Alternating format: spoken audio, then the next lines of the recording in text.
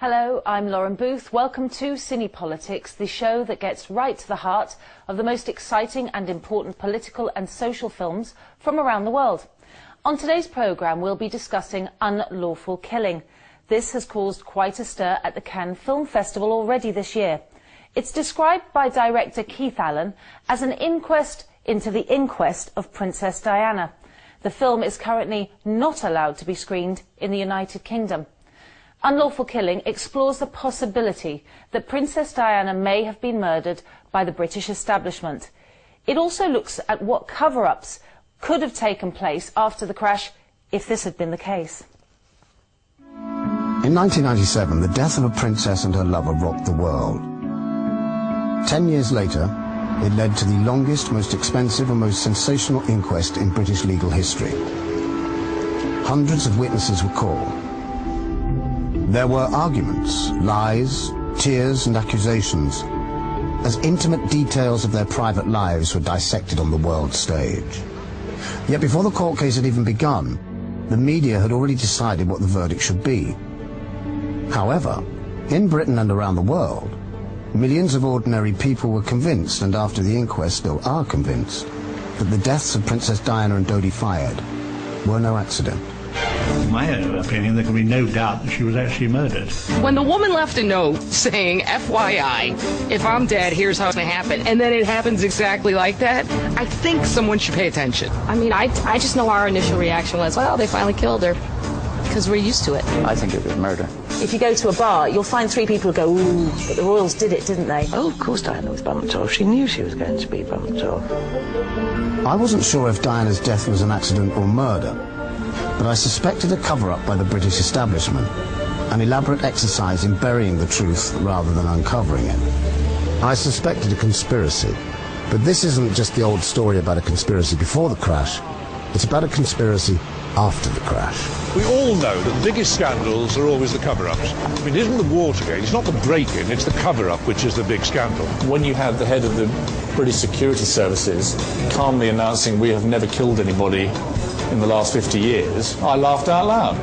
What's the point of them then? I didn't believe it. And so if you don't believe that, where does that leave the rest of the establishment evidence? I decided to watch and wait, then tell the story that the press and TV news wouldn't tell. The result is a documentary that reveals what really happened during those 6 months in the Royal Courts of Justice. It is the inquest of the inquest. Well, the jury's verdict at that inquest was unlawful killing, in part by the driver of the vehicle who was drunk and speeding, and also by the paparazzi chasing Diana in the car. But there are those who believe this is not the whole truth. Well, here to discuss these issues are the author and journalist Noel Botham.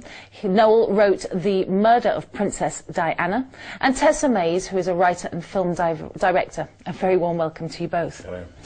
Let's begin, Noel, with you. I mean, the question I want answers is, why wasn't this just an expensive documentary filmed for British TV? They tried very hard, I'm told, to get various television companies involved in this and interested. They all turned it down. Not one company, not one major newspaper, not one major magazine would back the making of any kind of program or documentary or written documentary of a cover-up. See, that seems extraordinary. Tessa, you make films and you work on documentary theses. Would you find that surprising that every aspect of Diana's life seemed to be open to public scrutiny, but her death was a closed shop too? Does that sound right to you? No, because there's been a number of very, very good investigative documentaries, notably Martin Gregory's documentary, that did look at the details close hand and scrutinise some of the leading witnesses and some of the evidence that hadn't come out yet.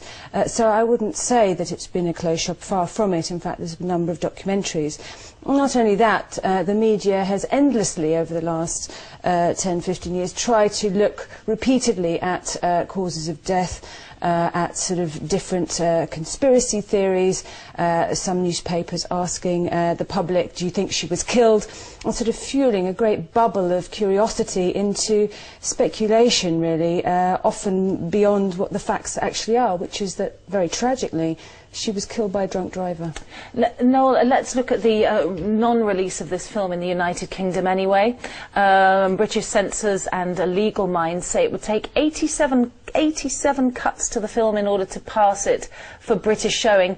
In the US, 1 cut would need to be made. Well, what does this say to you? What sort of cuts would they need to make? Well, they're probably talking an awful lot about British people in there, therefore the libel would be on British people. In America, these people would not be at the same risk of bringing libel suits. I would imagine this is one of the strong ones. May I also add here that there was a third verdict from the jury, that of unlawful killing because of other vehicles following Diana's car. Apart from the paparazzi and the drunken driver, that was also mentioned by the jury.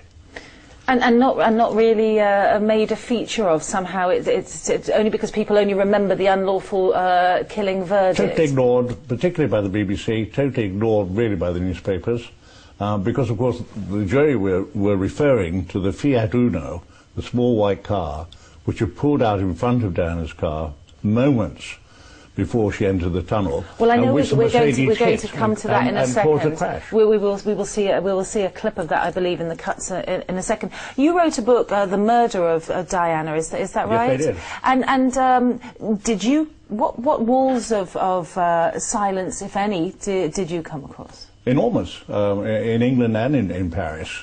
When I first started to write this book, I thought I was writing a book on an accident.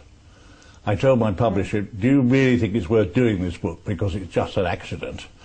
But the more you ask simple questions, and the more you got these very strange answers that didn't tie in with it being an accident. For example, why, in the whole of Paris, were all the CCTV cameras turned off just on that route from the Ritz Hotel to the Alma Tunnel, by some strange coincidence? I think that's a very good place to come back to you on, because we're ready for another short clip, exclusive for the show, which asks the question, why were no members of the royal family summoned to testify either?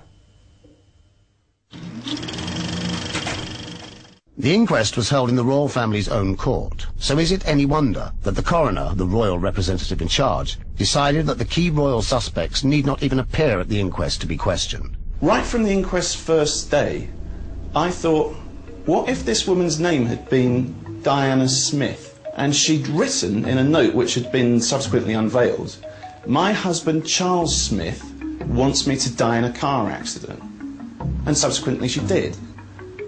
In any other family or in any other country, surely Charles Smith would have been called to the witness stand at the inquest into his wife's death.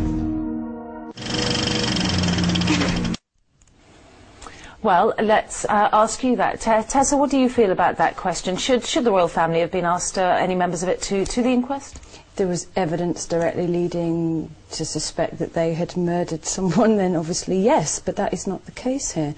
You know, it's all very well for people to speculate based on the musings of a woman who sadly said all kinds of things before she died, but that isn't actually necessarily firm evidence for the police or anyone else to start asking questions. They did interview, for example, her butler, and even wanted his private diaries during the inquest, which suggested the inquest itself wasn't very rigorous and was more of a sort of showcase for all kinds of conspiracy theories itself. This is a major problem, I think, in our society, to have major figures of the establishment fueling conspiracy more than sticking to the facts of what can be proven, not just what can be speculated upon. So a couple of points raised there, and Noel, that I'm sure you'll want to address. The first is, what was the point of the inquest? I think really that they should have appeared, some members of the royal family, because Prince Charles is one day going to be king. Diana's son is one day going to be king. I think just for the health, the health of the British people, he really should have put this all to rest and said, no, this is absolute nonsense. It had nothing to do with the royal family. This is quite ridiculous. He should have actually got into the witness box and made that statement. Tessa does raise a good point. This wasn't a criminal investigation. There were no criminal charges brought because there wasn't thought to be a case. So there was an inquest, a real showcase, just to tell the public that nothing was going on. Isn't that what this was? But an inquest brings about a verdict which says whether it's a criminal situation or not. You don't get that until the end of the inquest. And it was unlawful killing, Tessa. It was unlawful killing. But no one was ever brought forward for any charges. Well, he was dead. He's a drunk driver and he's dead. And it is very, very tragic, you know. I remember on the day myself thinking, well, I'm a Republican, but, you know, it's very, very sad nevertheless. But I do think that this is not just a problem to do with speculation over Diana's death, but in wider society. There is a great mistrust these days of officialdom, of the establishment, even of politicians that we elect. And as a result, we're doing ourselves a disservice when we just disbelieve everything and believe nothing. And I think we have to, at some level, decide that certain things are factually true until proven otherwise, 100%. Not just in a speculative way. And I say that as an investigative journalist who, of course, we want to question, and like you as well, you know, I want to follow leads and find the evidence. But until you actually get the evidence, that's all these things are. They're questions with certain levels of evidence that are merely hearsay. Well, not necessarily absolute proof that something happened. But why have they never found the driver of the Fiat Uno? These things happen. I agree. More sort of attention should be made to that. Until we have an answer. Hang on, I wanted to ask. Tess, 1 second. I wanted to go back to the letter, like you say, hearsay evidence, or the ramblings of a rather unwell woman. Was Diana just a paranoid who wrote down every thought in a rather childish, simplistic way to say, I think my husband's going to kill me? What does that really show? I don't know whether she was paranoid or not. She certainly wasn't 100% normal. I don't think. Right. At the end, she'd been under enormous pressure for years, partly through her husband's bad behaviour and his affair with Camilla, which must have caused her tremendous problems. But the prediction of her own death, should anything be read into that? I'm not sure, quite frankly. Okay. I really don't know whether it was a piece of her imagination or she actually overheard certain conversations in Kensington Palace. We'll never know. The trouble is. Well, maybe our next clip will give us another clue, because this looks at a piece of evidence that may point to more sinister goings-on.